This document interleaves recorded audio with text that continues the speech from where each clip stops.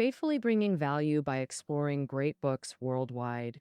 Hi there, this is Sally talking books. Today, we're diving into the book, The Power That Bewitches the World. The subtitle, The Cocaine Legend, tells the wild story of cocaine, one of the world's top drugs. It's terrifying, but it also has unique medical uses. It comes from a humble plant, but wherever it goes, it brings money, corruption, and violence. Everyone hates it, yet it still haunts every corner. So today's book, The Power That Bewitches the World, shares cocaine's legendary tale. The author, Dominic Streetfield, is a famous British documentary filmmaker. To get firsthand info, he interviewed over 150 people, scientists, academics, U.S. Customs and DEA agents, and even risked deep into South American jungles to meet drug lords for accurate details. In the book, he starts with the coca plant, rich in cocaine, and traces how cocaine bewitched the world. Cocaine is a plant alkaloid, and the best source is the coca plant, a South American shrub with oval leaves. If you sniff them, they smell like hay mixed with chocolate. Coca isn't picky. It grows wild on poor soil, but it thrives best on the eastern Andes slopes between 7 and 10 degrees north. And that means from Colombia in the north down to Peru and Bolivia in the south, all prime coca growing spots. Plus, the coca here has the highest cocaine content, making South America the top producer. Local murals and artifacts prove indigenous Americans started chewing coca leaves thousands of years ago.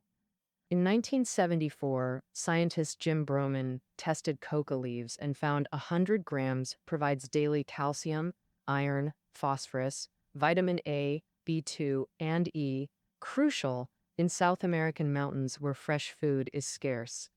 Chewing just 50 grams a day gives folks their vitamins. But really, Native Americans chewed coca more for fun than for vitamins. They found that chewing small amounts of coca leaves over time slowly releases the natural stimulants inside. So for them, chewing coca was like folks elsewhere drinking coffee, mainly to stay alert. It's said an Indian walked over 200 kilometers in one day, resting only half an hour. He ate nothing but coca and a few corn kernels. Native Americans would pull out coca leaves all day long, chewing away. Back then, cocaine was hidden in the coca leaves, coexisting peacefully with humans. In 1859, Austrian chemist Albert Niemann extracted the active ingredient from coca and named it cocaine. After that, cocaine spiraled into an uncontrollable era of spread. A chemist named Mariani first found the perfect way to combine coca with the market. Wine. He discovered alcohol is a great solvent for cocaine. Soaking coca leaves in wine and removing the residue creates a tempting drink. So in 1863, Mariani developed the world's first coca drink and marketed it under his name. As expected, this wine soared in sales thanks to its unique energizing effects. Big inventors like Edison and Norwegian writer Ibsen were loyal users, opening Pandora's box that couldn't be shut. After Mariani wine's success, tons of coca products hit the market, including cough drops, medicines, miracle cures, and teas. Among these, medical uses were the most widespread. For ages, coca was a cure-all in South America, often treating night blindness, headaches, open wounds, and more. No matter the sickness, coca helped, since it's a stimulant that always made patients feel better. The cocaine's formal use as medicine traces back to the 19th century. Before that, ether was often used as an anesthetic in tough surgeries, or nothing at all, and ether was risky for weak patients. Patients often felt super nauseous after waking, especially in eye surgeries. Nausea could tear stitches, forcing another operation. So, eye surgeons preferred no anesthesia. Surgery quality depended on how fast their hands moved. An ophthalmology intern named Carl Collar wanted to change this. In 1884, during research, he accidentally got cocaine on his lips and felt them go numb. So in a flash of insight, he invented the world's first local anesthetic, solving one of medicine's biggest challenges. From then on, The medical world went crazy for cocaine, finding uses everywhere. Psychologists thought it treated neurasthenia and melancholia. Others believed it relieved suffering from diabetes, asthma, or syphilis. Everywhere reported its surgical use in reducing pain during operations. Pharma companies pushed cocaine drugs for all sorts of illnesses, motion sickness pills, cough syrups, cold remedies.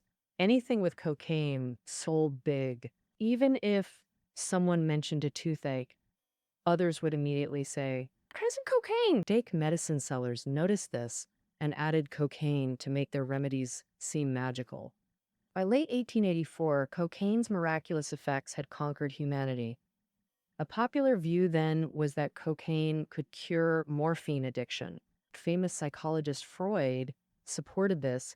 His friend Fleischl Marxo developed a hand infection neuroma, used morphine for pain, and got addicted. When Marxo suffered morphine withdrawal, Freud suggested trying cocaine. Unexpectedly, after several uses, Marxo's morphine intake gradually dropped. So Freud believed cocaine cured morphine addiction and promoted it in papers and lectures. This miraculous effect. Unfortunately, Marxo soon developed cocaine addiction, feeling insects and snakes crawling under his skin. This happened because cocaine's high toxicity to the central nervous system causes hallucinations. You could say Freud accidentally created history's first recorded cocaine addict. From then on, more and more people got hooked on cocaine. Why does cocaine cause addiction? There's a chemical in our brains called dopamine that handles nerve signaling. When the brain has more dopamine in the right spots, you feel happier. Lots of everyday things boost dopamine, like eating chocolate or having an ice cold beer on a hot day. But these good feelings never last long. Dopamine gets scooped up by the brain immediately after it's made, waiting to be reused. Cocaine's different. It not only pumps out more dopamine, but also blocks the brain from reabsorbing it. By jacking up dopamine levels, cocaine delivers an intense high. When dopamine drains from your system, that high vanishes fast, leaving you crashing hard. That violent high to crash swing wrecks your mood, making you feel worse than before, and fires up a desperate urge to get high again. So your brain gets stuck craving, and the only thing that can spike dopamine back up? More cocaine. This brutal cycle hooked more people, sending cocaine demand soaring. In 1980, U.S. cocaine demand was about 1 ton yearly. Just 15 years later, it exploded past 7 tons. Suddenly, cocaine farming and extraction tech advanced at lightning speed. Java, Sumatra, Germany, the Netherlands all jumped in, flooding Europe and the US with cocaine. To fight this flood, countries worldwide cracked down hard on production, making cocaine nearly vanish for a while.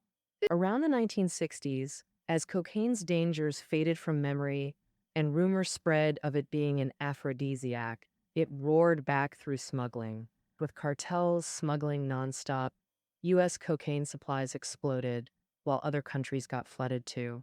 In cocaine's homeland, South America, drugs brought cartels insane profits, but also chaos. Assassinations, shootouts, and violence escalated, destabilizing societies and tightening the global anti-drug fight. Since the U.S. is near cocaine sources and has huge demand, it's always led anti-drug campaigns. In this book, the author focuses on the U.S. to detail anti-drug efforts. Anti-drug measures first emerged in legislation. As early as the late 19th century, some U.S. areas banned selling cocaine without prescriptions, but sales limits alone failed since people easily got it from patent medicines. Since U.S. states didn't agree on drug laws, people often imported more cocaine in legal states and smuggled it to others, facing cocaine's rampant spread. In 1909, Americans organized the first global conference to ban narcotics use. Though the British agreed to attend, they weren't enthusiastic about drug legislation. The reason was Britain's huge wealth from selling opium to China. Persistent Americans organized another conference in The Hague. where countries agreed to minimize dangerous narcotics trade, restricting them to medical use only. However, 3 days later, Archduke Ferdinand was assassinated, World War I broke out, and international anti-drug efforts stalled. It was this war that made the British notice cocaine addiction brought back by soldiers, spreading in London and causing Britain's first drug panic. In July 1916, Britain banned selling cocaine and opium products over 0.1% content to military personnel without prescriptions. This rule eventually became the Dangerous Drugs Act of 1920, marking the start of Britain's anti-drug legislation. The U.S. passed the Harrison Act in 1914, the most effective anti-drug law at the time. Illegal sale of narcotics could lead to up to 5 years in prison or a $2,000 fine. By 1992, this penalty was raised to 10 years in prison or a $5,000 fine, even heavier than penalties for heroin sales. Another anti-drug measure is using force against trafficking. In the U.S., the DEA, FBI, Customs, and even the military joined the fight against drug crimes. However, the high profits from drugs became fertile ground for corruption. In 1975, during a raid on a large cocaine deal, DEA agents found themselves in a shootout, and the enemy turned out to be their own colleagues in public security, with confiscated cocaine mysteriously vanishing in Colombia. Meanwhile, cocaine smuggling methods kept evolving. Tunnels, sewers, body carriers, all to slip past authorities. The scenes we see in movies are recreations of cartels' real tactics. For example, drug ships tie cargo to big salt blocks and toss them overboard before docking. The cargo sinks, then floats back when salt dissolves. By then, customs and police are long gone. Such tricks left drug agents constantly outmaneuvered. Since force wasn't working, they shifted strategy. Eradicate coca plants to eliminate cocaine at its source. To achieve this, the UN gave Bolivians high-yield coffee plants to replace coca crops. This coffee fetched high prices internationally but required massive fertilizer. But local farmers couldn't afford that much fertilizer, and when global coffee prices crashed, they couldn't even recoup costs. So the plan failed, and everyone returned to growing coca. Consider 1 hectare of coca leaves sells for $2,600, way more profitable than other crops at $600 per hectare. Economically, this replacement plan was doomed, dead end. Americans started mass cutting coca trees, but it backfired. Chopped coca doesn't die, it regrows quickly, stronger than before. Uprooting entire trees worked but required huge time and labor. Eradicating coca became nearly impossible. Brute force wouldn't work. So Americans developed biotechnology, essentially biological warfare. A fungus called Fusarium oxysporum. Fusarium like a sickle, oxysporum for sharp spores that yellows coca leaves until they wither and die. This fungus could wipe out 99% of crops, killing coca but also decimating other plants. Worse, Fusarium survives 40 years in soil, self-replicating to destroy fertile land. A classic destroy the village to save it strategy. Beyond that, there are many ways to fight cocaine, like spreading moth larvae on coca plants, using meds to reduce demand, or even developing cocaine vaccines. On the surface, all these seem like solid fixes pushed by top scientists, but none actually win the cocaine war. What's the real issue? Instead of lamenting how hard drugs are to eliminate, look within humanity itself. The author notes, 2,000 years ago, few died from alcohol because nobody knew distillation.